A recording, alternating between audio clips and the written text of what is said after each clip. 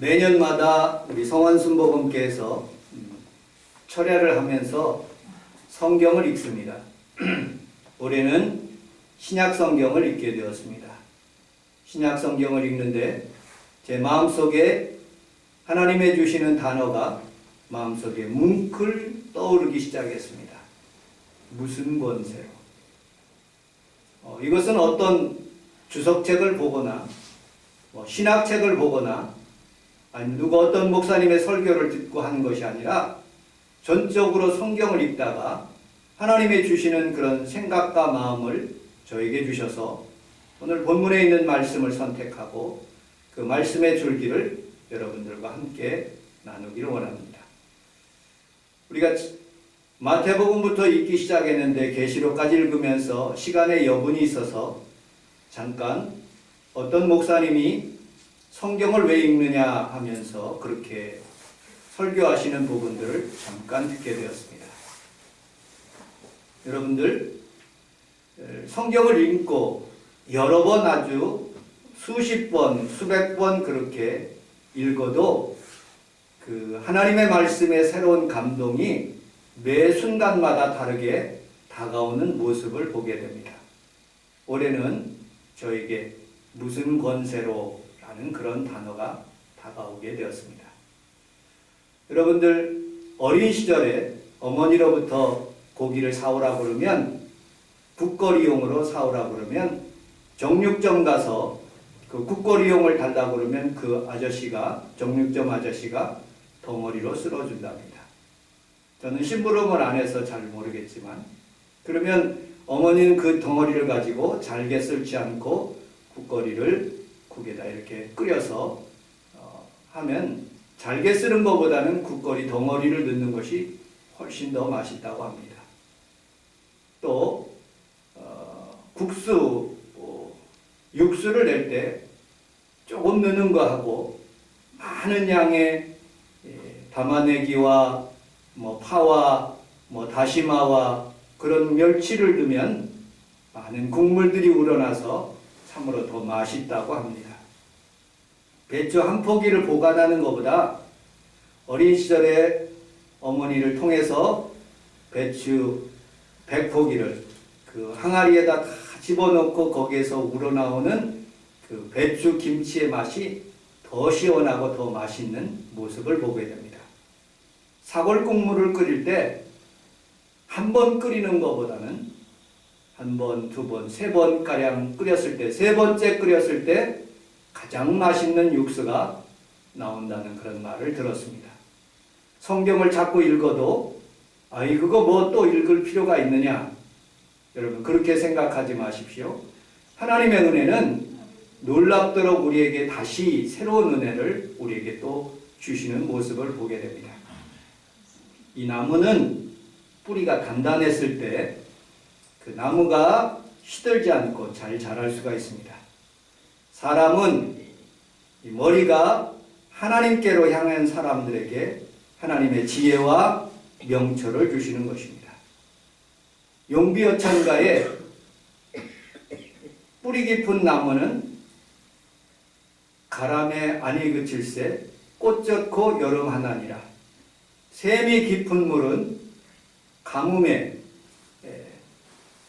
탓하지 않고 내가 되어 흐른다고 하는 그런 말씀이 있듯이 우리는 우리 하나님의 말씀을 깊이 연구하고 하나님의 말씀을 듣고 또 여러분들이 성경책을 읽어서 하나님의 주시는 지혜와 명철로 살아가는 귀한 성도들이 다 되시기를 주님의 이름으로 축복합니다. 아멘. 그래서 성경을 읽는 사람들이 훨씬 더 지혜롭게 사는 거예요. 유대인들이 더 훨씬 더 지혜롭게 살고 성경을 읽고 성경을 묵상하는 사람들이 훨씬 더 하나님의 지혜를 얻어서 세상을 더 아름답고 슬기롭게 살아가는 거예요. 우리는 우리 하나님 앞에 살아가면서 여러분들이 올해 안에 살아가면서 여러분 꼭 성경을 읽고 그 성경을 통해서 깊은 은혜를 여러분들이 치료가 임하시기를 주님의 이름으로 축복합니다. 아멘. 저는 그 말씀을 읽다가 오늘 본문에 있는 말씀을 제가 받게 되었습니다. 여러분들 주보 내용에 있는 마태복음 21장 23절에 있는 말씀을 같이 한번 우측에 있습니다. 같이 한번 읽어 보도록 하겠습니다. 마태복음 21장 23절 시작. 예수께서 성전에 들어가 가르치실세 대제사장들과 백성의 장로들이 나와 이르되 내가 무슨 권위로 이런 일을 하느냐 또 누가 이 권위를 주느냐. 예수께서 대답하시되 나도 한 말을 너희에게 물으리니 너희가 대답하면 나도 무슨 권위로 이런 일을 하느냐. 요한의 세례가 어디로부터냐 하늘로부터냐 사람으로부터냐. 그들이 서로 의논하여 이르되 만일 하늘로부터라면 만일 사람으로부터라 하면 모든 사람이 모든 자로 여기니 백성을 없다 하여 예수께서 대답하여 이르시되 우리가 알지 못하노라 하니 예수께서 이르시되 나도 무슨 권위로 이르지 아니하리라. 42절까지요. 시작. 예수께서 이르시되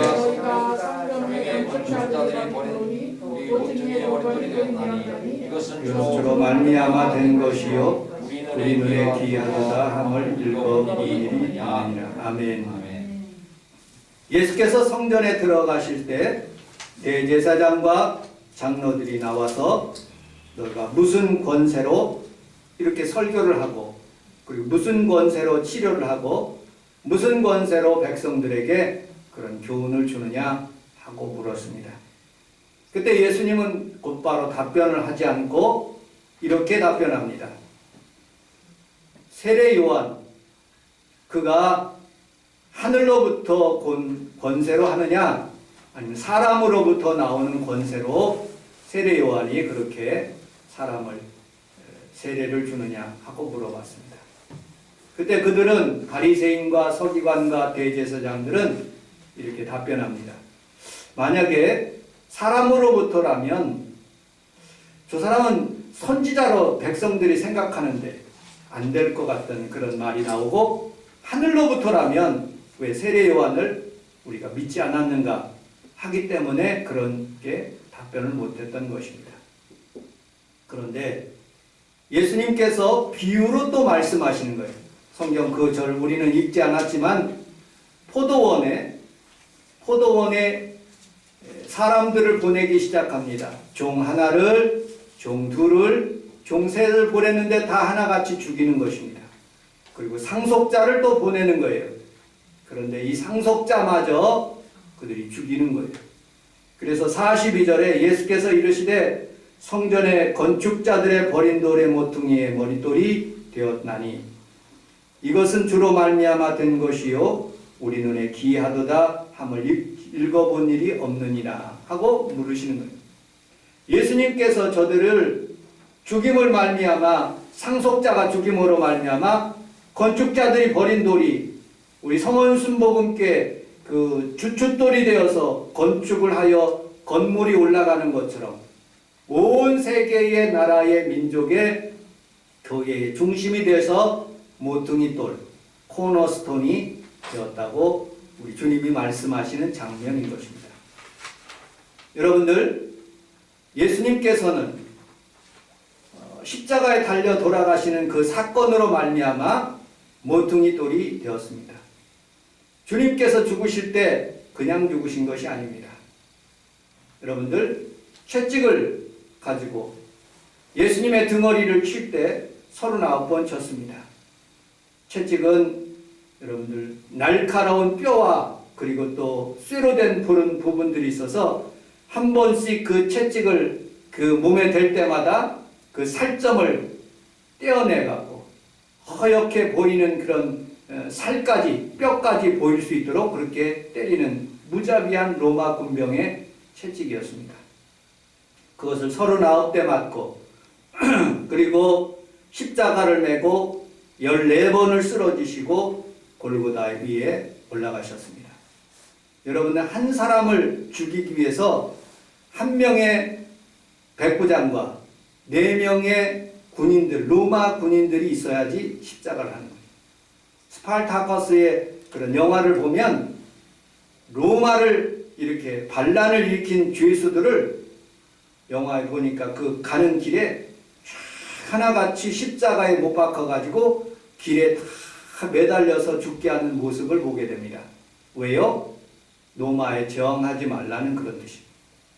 여러분들, 사람을 죽이는 방법은 그 당시에 화살로 죽이는 방법, 칼로 죽이는 방법, 단두대로 확 잘라서 죽이는 방법, 독곡물로 죽이는 방법, 여러 가지 방법들이 있지만 가장 사람을 정말로 힘들게 죽이고 가장 사악하게 죽이는 방법은 바로 이 십자가의 방법인 것입니다.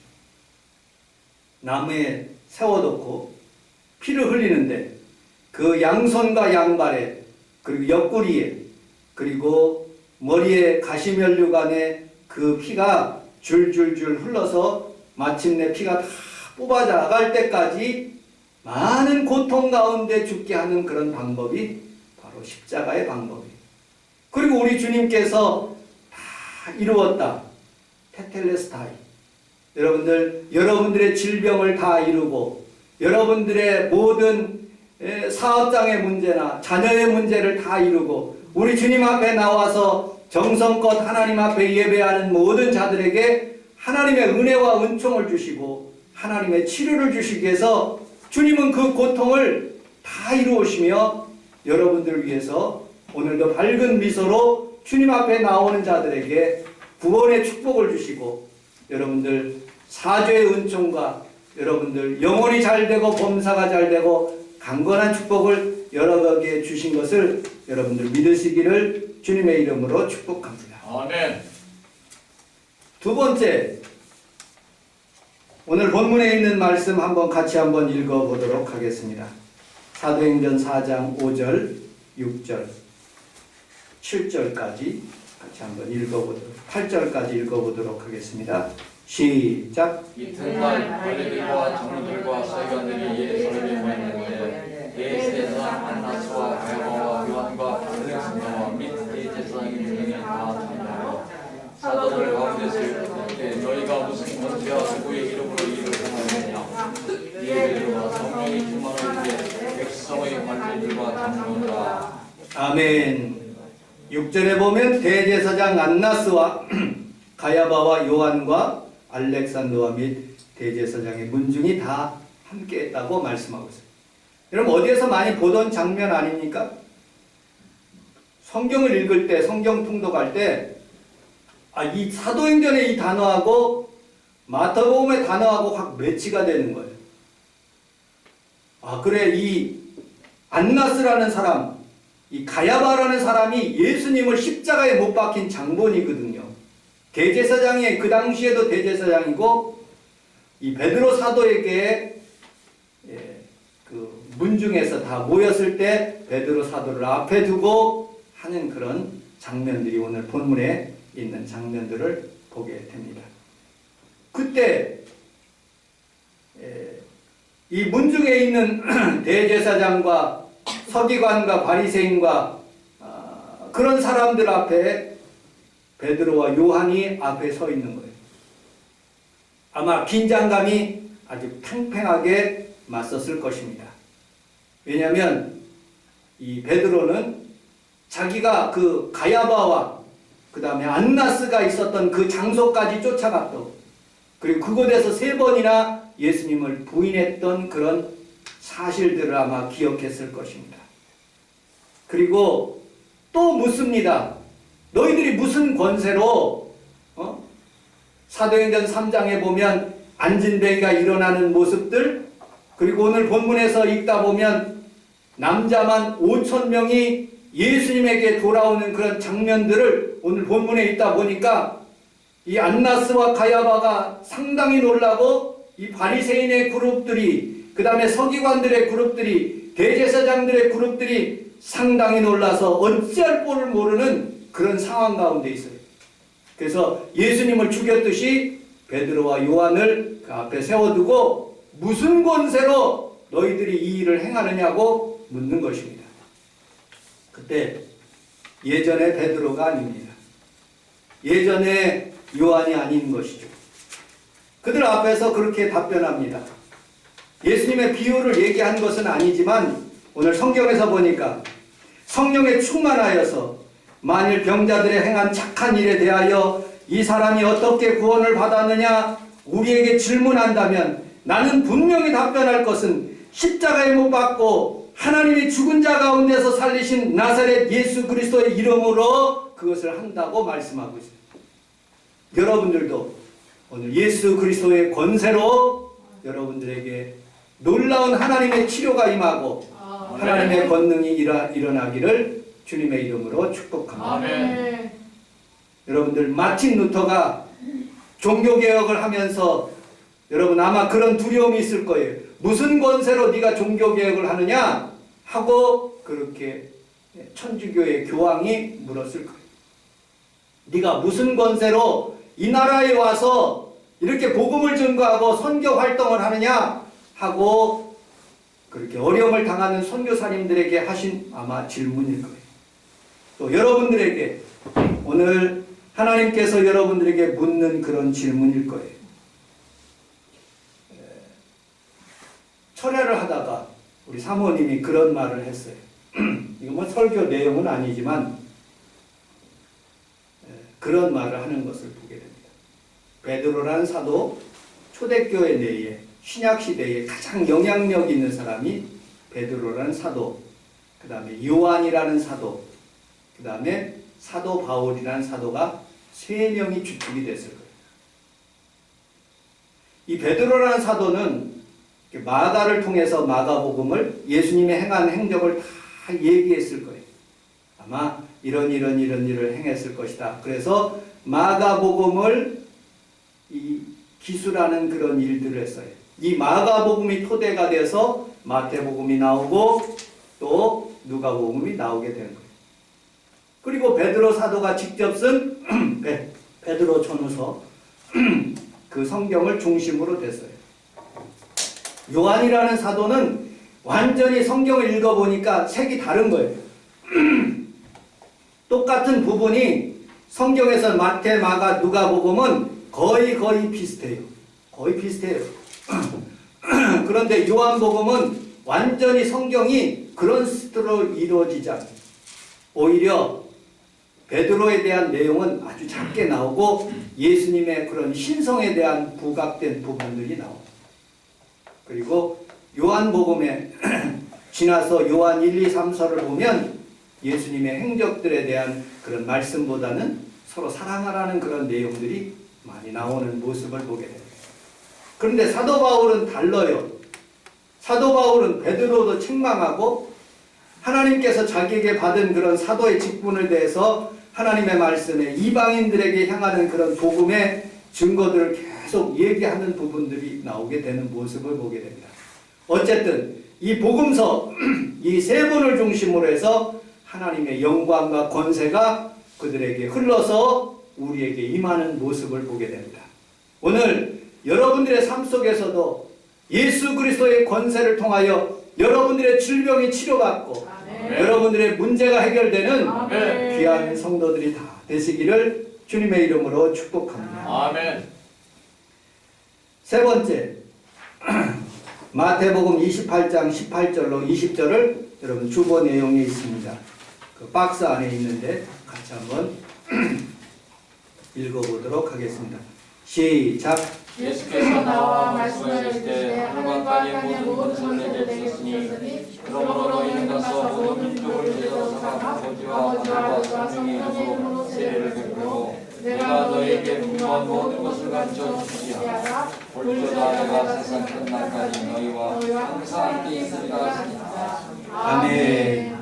우리 함께 따라하겠습니다. 하나님은 나에게 모든 권세를 주셨습니다. 모든 권세를 주셨습니다. 아멘. 믿으시면 아멘 하겠습니다. 아멘. 질병을 치료할 수 있는 권세, 문제를 해결할 수 있는 권세. 아멘.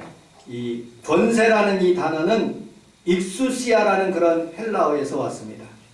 이것을 영어 단어로 표현하면 authority라는 그런 단어입니다. 이 authority, 익수시아, 이 권세라는 그런 뜻은 아주 쉽게 여러분들에게 예를 들어서 설명해 보도록 하겠습니다. 제가 이 앞에 성산대교 앞에 있는 그 앞에서 있는데 요 앞에 있는 경찰관 아저씨들이 큰 덤프트럭이 확 달려오는 모습을 보고 호루라기를 딱 불면서 스톱! 스톱! 딱 세우는 거예요. 그 젊은 청년이 순경인데 이제 경찰관이 된 사람인데 딱 그리고 내리라더니 면허증을 보자는 거예요. 그리고 신호 위반했고 그리고 그렇게 무섭게 달리니까 위협적으로 달렸으니까 범칙금을 내라고 딱 찌를 때더라고요. 딱 취실해서 딱 멈추게 할 수 있는 권세. 그는 비록 약한 사람이에요. 아무것도 능력이 없는 사람이지만 정부에서 헌법적으로 법률적으로 그 순경 아저씨에게 그 청년에게 권위를 준 거예요. 권세를 준 거예요. 딱 멈출 수 있는 힘을 준 거예요. 여러분 우리는 살아가면서 마귀로부터 약한 존재예요. 그러나 우리 주님께서 우리에게 하나님의 아들 되는 권세를 주셨어요. 아멘. 그러므로 우리는 담대하게 이 질병의 원수 마귀야 멈춰라! 하면 멈추는 거예요. 아멘. 여러분들이 안 됐던 모든 문제는 여러분들의 입술의 권세를 통해서 하나님께서 치료해 주시고 아멘. 능력이 나타나게 해 주시는 것을 믿으시기를 주님의 이름으로 축복합니다. 아멘. CCC의 창설자 빌 브라이트 목사님은 그의 모비에다가 나는 예수님의 종이라고 그렇게 썼어요. 종이라고 쓰지 않고 노예라고 써달라고 해서 종을 바꿔서 노예라고 바꿨어요. 종하고 노예는 약간의 뉘앙스가 있지만 같은 말이지만 그러나 노예가 더 천하고 가진 것이 없고 소유가 없고 자기 결정권이 없고 그리고 자기의 재산이 없는 아무것도 주인이 하라는 대로 팔면 팔리는 거예요. 근데 종이라는 것은 둘로스라는 그런 의미가 슬레이브라는 그런 노예라는 그런 단어하고는 조금 다르게 표현됐는데 이 단어는 여러분들 조금 자유로운 그런 어떤 권위 있고 풍부한 그런 모습의 종의 모습을 보게 됩니다. 주의종 하면 왠지 무한 것 같고 능력 있는 것 같고 그런 식으로 표현하지만 자기는 빌 브라이트 목사님은 자기는 주님의 노예로서 살기를 원합니다 라고 평생을 살다가 CCC의 큰 그런 여러분들 단체를 만들고 돌아가셨어요. 여러분들 우리는 우리 하나님 앞에 종으로 살기보다는 어떻게 보면 주님의 노예로 살며 하나님의 권세를 얻어서 마음껏 주님을 높일 수 있는 귀한 성도들이 다 되시기를 주님의 이름으로 축복합니다. 언크리스찬 이런 책이 있습니다. 페이지 18페이지부터 42페이지에 보면 예수 믿는 사람들이 약 65% 이상 다 양다리를 거치고 살아간답니다. 대충 음주하고 대충 마약하고 세상에 향락을 쫓으며 교회 가는 것 그냥 대충 가고 봉사하고 헌금도 자기의 정한 것 외에는 헌금도 안 드린다는 그런 내용으로 거기 써 있습니다. 그리고 그 책 가운데 예수 믿는 사람들이 상당히 위선적이고 이기적이고 자기만 알고 동성애를 혐오하지만 하나님의 마음은 없고 지나치게 보수적이고 정치적인 사람이고 그리고 타인을 배려하지 않는다고 말씀합니다.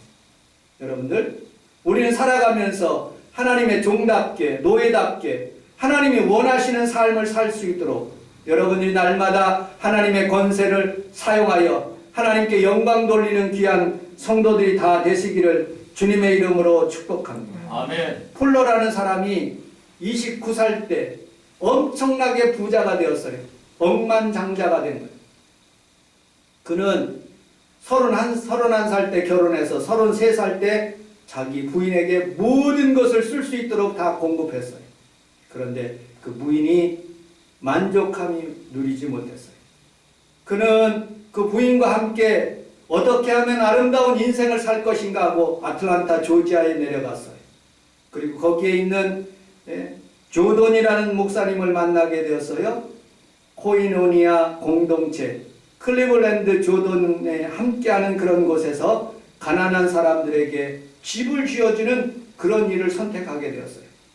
돈을 버는 궁극적인 목적은 우리가 하나님께서 주시는 권세와 물질을 받는 그런 방법은 하나님을 영화롭게 하고 하나님을 어떻게 하든지 하나님께 영광 돌리기 위해서 삶을 살다는 그런 생각을 바꿔서 그는 해피타트를 만들었고, 그리고 조지아 출신의 그 카터 대통령이 그 일을 계속하게 된 그런 모습을 보게 됩니다. 여러분들, 우리는 살아가면서 여러분들 하나님의 권세를 잘못 이용하지 않고 하나님의 영광을 위해서 사는 귀한 성도들이 다 되시기를 주님의 이름으로 축복합니다. 아멘. 예수님의 권세를 잘못 이용한 사람이 누굽니까? 안산홍입니다. 이만입니다. 문선명이에요. 자기의 부를 위해서 마치 대제사장과 서기관과 바리새인처럼 하나님 앞에서 하나님의 영광을 위해서 사는 사람들을 오히려 잡아주기는 그런 역할을 하는 모습을 보게 됩니다. 오늘도 여러분들 삶 속에서 오직 하나님의 영광만을 위하여 살아갈 수 있는 귀한 성도들이 다 되시기를 주님의 이름으로 축복합니다. 아멘. 우리 함께 따라하겠습니다. 나는 나는 하나님의 권세로 살아갑니다. 하나님의 권세로 살아갑니다. 여러분, 베드로는 길을 죽지 않았어요. 2번 실수하지 않았습니다. 그는 성령에 충만했어요. 예수 그리스도의 이름으로 다시 하나님 앞에서 다시 서서 이런 말을 하면서 그는 말씀을 마치고 있습니다.